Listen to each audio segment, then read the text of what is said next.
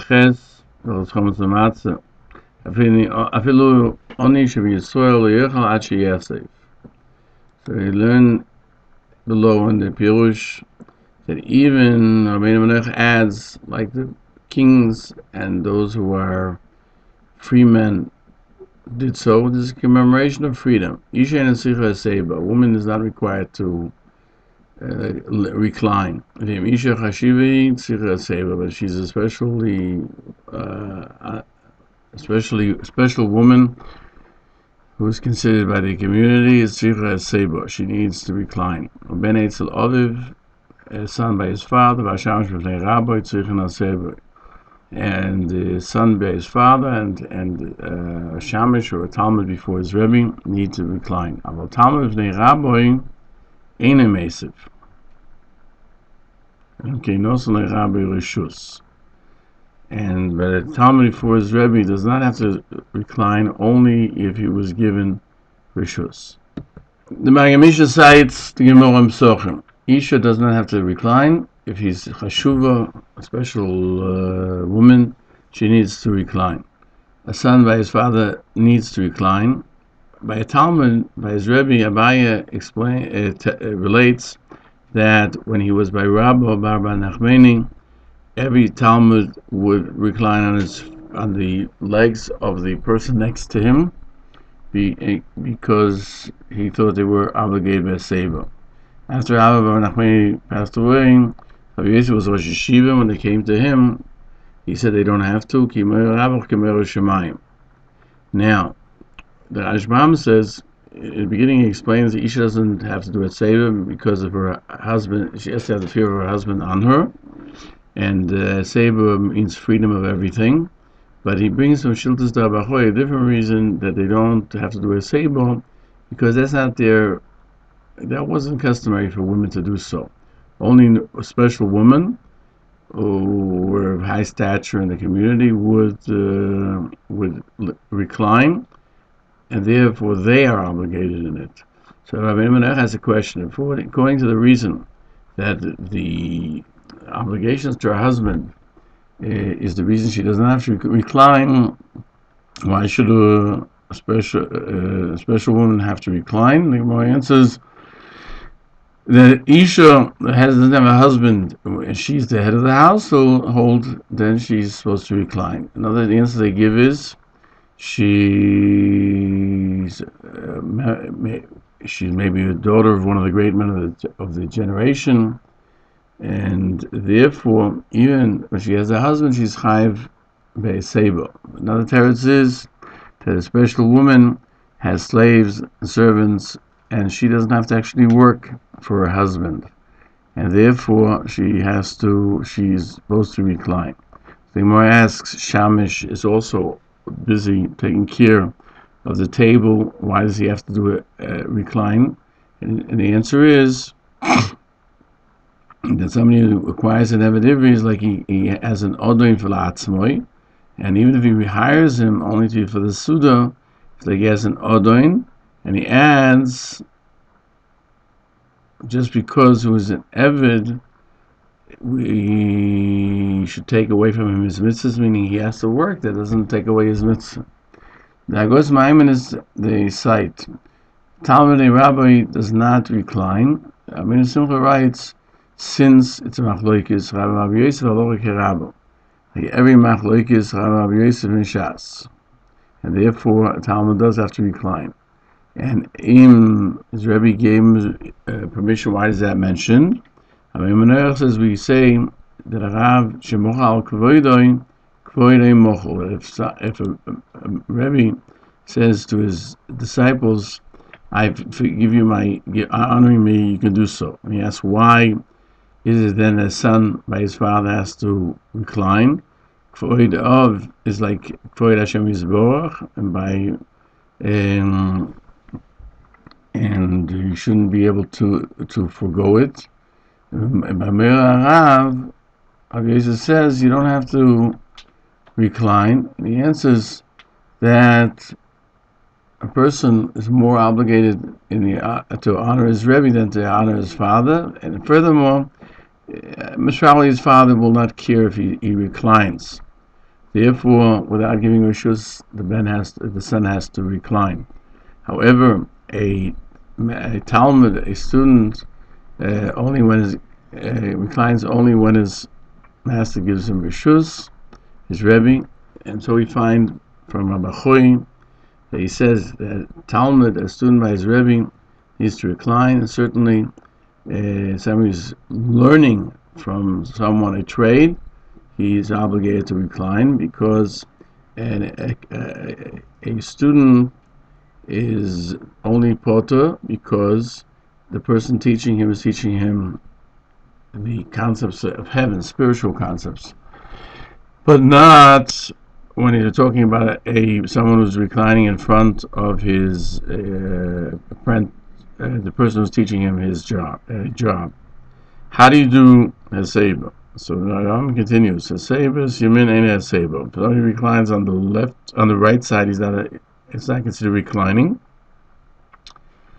Also, if he's laying down on his back, he's not considered reclining. Or on his face, that he's laying on his stomach, it's not going to say Haseba. That, as we find, the Maggid Mishnah cites Psachim 108a, that on your back is not called Haseba, and Yamin, right hand, is not called Haseba. And the Rambam explains Pragdin, when he's on his back or on his front. Now there are disagreements about Rishonim, whether it means lying on your back or lying on your stomach. The Aruch cites the Gemara that he's sleeping on his back and his face is upwards. And so Rav Hagen says, and those explain that he's sleeping on his face. And according to the Rambam, both are called paragdin, both are called flat, and he doesn't fulfill his obligation. That's where we paskin. Rae Gann explains that the right is not considered reclining, because there's a danger if you lean to your right that when you swallow, Chaz v'sholom, it will go into the air pipe rather than to the esophagus, because the esophagus is found slightly to the right, and it will go on his right side. Then the covering will be open, like in other words, whenever a person swallows, the opening to the lungs is closed, and therefore, if he's on his right side, it won't close. And if a person chokes, then he has a sakona. He tells us that even somebody who's a lefty, and he has to use everything he has to use his left hands, still he has to lean on. He should not lean on his right, which frees his left hand to do things. And even on his back, since his head is leaning backwards, there too we find the opening to the lungs open, and therefore we're afraid he might choke. That's the reason also when he's on his face, and therefore that's not, no one drinks in a position of laying back or on his stomach. Iran writes further, since Rishonim disagree what it is, we are careful in both laying on back or laying on your front, on your stomach. So, when is it obligatory? When the Rambam says, when does he have to recline? When he eats the matzah, when he drinks the 4 cups, and anything else that he eats or drinks, in other words, you can recline the entire meal. But if he didn't do so, there was nothing wrong with the fact that he did not do so. Now, we continue on Tov Daled. In the beginning of the Halacha, he writes, therefore, at this night, he should eat and drink when he is reclining as a free man. And here he adds that it's only to begin with, but only by certain things, but not by everything. Maggid Mishnah cites the Gemara. Here's how we learned: matzah requires a sable. Morah does not require a sable, because Morah is not showing freedom, but rather slavery. A sable is to commemorate that we became free men. Yeah, free people. Yain. We find the name of Rav Nachman Tzorach Hasebo. We learned the name of Rav Nachman Ein Tzorach Hasebo. The Gemara explains there's no disagreement. By the first two cups you need to, and the last two cups you don't have to. There are those who reverse the order and say that the last two cups you don't have to, and the first two cups you do. The last two cups you do need it, and the first two cups you do not, and therefore, out of doubt, we sit by all four. Why? What's the logic behind it? When he's showing the Cheres by the Kiddush and the Agoda, is that when you're showing it, or are you showing it after you've read the Agoda?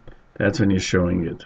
Because the Mishnah cites that they ask, usually, by Sveikid Rabbanan, you go to the more lenient opinion.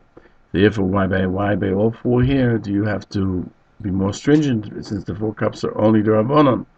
And he cites that the answer that it's not that difficult to do, therefore you do it just for the ease, in other words, to add to the mitzvah, and do it by all four.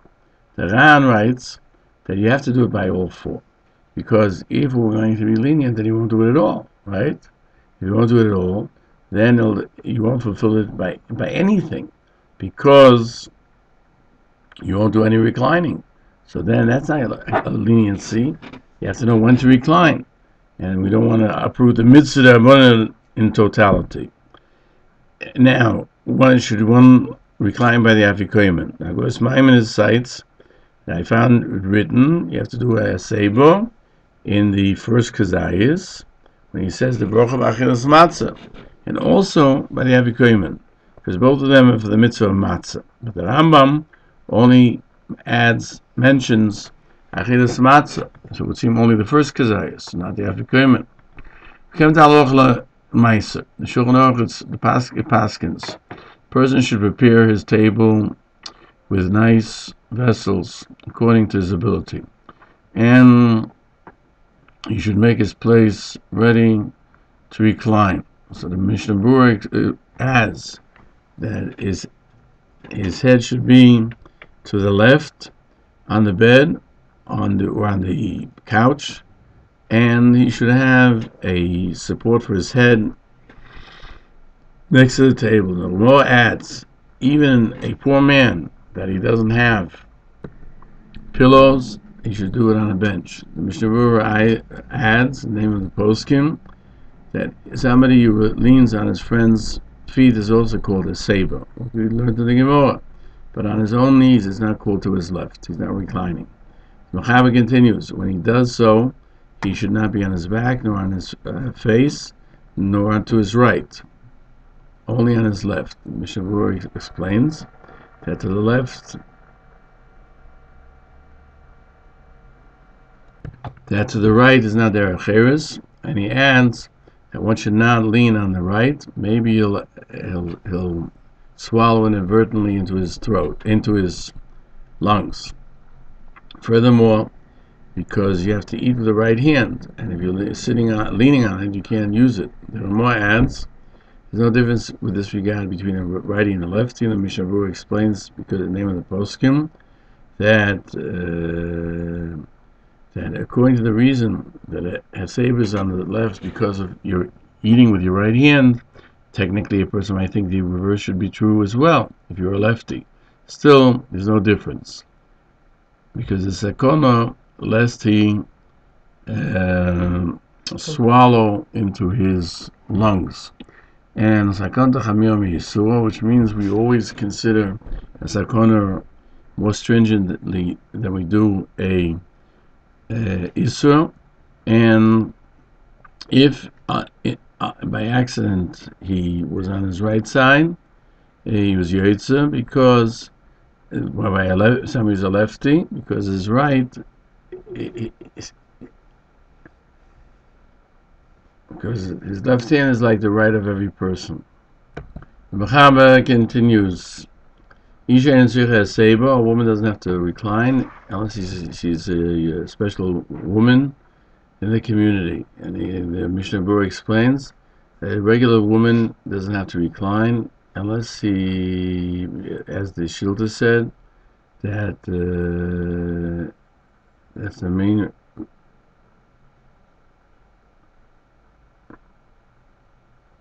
That's the main reason, according to the Guru. The Mosdos says all the women today are called cheshuvos, but they do not recline because they rely on Divrei Rav Yor. That Bisman Hazeh, one need not recline. If you recall, even men don't have to. We do it out of commemoration. The Mechaber continues: a son by his father has to recline, even if his father is his Rebbe. The Mishnah Berurah explains that even though he's chayiv in his father's to honor his father for two reasons. Because his father is for his Rebbe, still, Minastam, his father, we can assume that his father forgives him or permits him to do so. So the Mechaber explains, a Talmud before his Rebbe is not required to recline. The Mishnah Berurah says, but if his Rebbe gave him permission, he's obligated. He can't forego that obligation, and it helps even when his Rebbe is a Mavei Muvik. The Mechaber continues in the name of the Tumas Hadeshin. A Talmud Chochem was an exceptional Talmud Chochem. Even if you didn't learn anything from him, he's considered his Rebbe. You don't need to recline in front of him. So the Rambam says only when you eat on one table. If they're eating on two different tables, he has to recline. Mechaber continues, the Rishamish, the one serving the table, the waiter, is required, if he's Jewish, to recline. So the Mishnah Berurah explains, even in front of his master, and even though he's obligated to take care of the house, he has to recline. Der Cherus and Leil Pesach. To eat less than a matzah, and Avikoimen, when he eats the, at the very least, when he eats the matzah, the Avikoimen, he drinks the 4 cups reclining. So too, any tradesman who has a apprentice to teach him how to work, the apprentice has to recline, and so too slaves have to recline be'asebo. And of course, this applies only to slaves who are Jewish, meaning born Jewish, not Evet Knani. Mechaber continues in Zion. Anyone who wants to recline, if he ate or drank without reclining, he did not fulfill his obligation, and he needs to eat again the matzah and to drink the wine reclining. If he didn't do it, he has to repeat it. So the Rambam says that those who say that today, since it's not customary to do so, you can rely on Rav Yor, who says you don't have to do it at all. That if he did it already, he doesn't have more, let's assume wine, he doesn't have to do it again. He adds, if he didn't drink the 3rd cup or the 4th cup be'asebo, he should not, then he certainly doesn't have to repeat it, because it looks like he's doing more than 4 cases, especially since we had a doubt as to whether the first 2 or the last 2. But the first 2 he has to repeat without a brocha, and also the matzah. Halacha, the Mishnah Berurah says, if he ate a kazayas minatzah rishon without a sebo, without reclining, he should read another kazayas with reclining without a brocha. And if he forgot to recline only by achilas avikoymen, then he doesn't have to repeat it, because you can't eat twice the avikoymen. That we rely on the Rav Yor, who says that today one need not recline, or on the Rambam, who doesn't mention that there's an obligation by Afikoymen. The Rambam concludes, to begin with, you should recline the entire meal. The Mishnah Berurah says, the Shulchan Aruch also agrees, meaning when you're eating the entire meal, eating everything. But if you after the fact, you fulfill your obligation without which you reclined by the kazayas matzah and the 4 koises, and by a shamish, the one who's taking care, and since he is busy, therefore he's considered like after the fact, and he only has to recline by the matzah, the 4 koises, and the afigoymen. But the Sharatzin says that he too has to recline by the 4 cups and the Afikomen, and by the first cup of Kazayas. Rabbi Brisk, the Griz says, he infers from the Rambam that a seibo is a separate aspect of the mitzvah of the night of Pesach. Just the Machon said it should be when you eat the matzah in the 4 cups. But it's not part of the mitzvah of matzah and drinking the cups, because by the rest of the chilo, it's in his night. If he reclines, it's considered activating something. Therefore, you see, it doesn't have to do exclusively with the matzah and the wine. Therefore, if somebody drinks matzah or drinks 4 cups without a seibo, he didn't keep the mitzvah of a seibo. But he's kept the mitzvah of matzah in the 4 cases. The Rabbi Brisk says that Tosus questions where he forgot to recline, whether you should then go ahead and repeat it. And the Rosh is of the opinion that if you ate a kazayas matzah without a seibo, you didn't fulfill your obligation, and you should eat it again. It would seem that reclining is part of the keeping of the mitzvah of matzah. Without it, you do not fulfill your obligations. The Rabbi Brisk says that it's a mitzvah of ne'atzmo. When he eats another kazayas matzah, it won't help to rectify what he ate without a seibo, because if we say fulfill the obligation of matzah without the seibo, even if he eats afterwards with a seibo, it's just like any other thing that he eats. It's not something unique that he's eating the obligatory kazayas matzah, the first one. Now, the words of the Rosh that a seibo is part of the mitzvah of eating matzahs, we find him sochim, Amar Yeshua ben Levi. The shamish, who ate a kazayas matzah, when he's reclining, is yoitzu. It would seem to say that if he didn't recline, he did not fulfill this obligation like the Rosh. But it could be that Rabbi Yeshua ben Levi is not referring to mitzvah achilas matzah, only to mitzvah seibo. And he says that somebody who eats kazayas matzah, when he's reclining, he fulfilled his obligation, even though he did not eat the rest of the meal when he was reclining.